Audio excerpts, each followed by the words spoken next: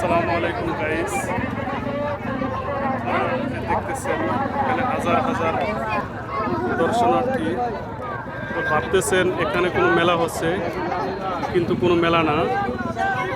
এটা হচ্ছে পালং থানাধীন আঙ্গারি ইউনিয়নের ভাসানচর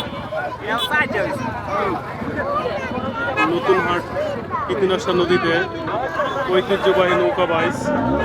এই নৌকা বাইচ দেখতে শরীয়তপুর জেলার বিভিন্ন প্রান্ত থেকে হাজার হাজার দর্শনার্থী এসেছেন।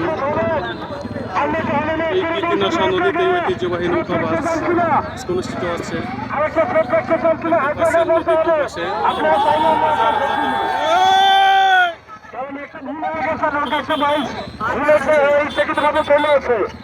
আপনারা চাইলে আর একটা শোন হবে না, হবে না।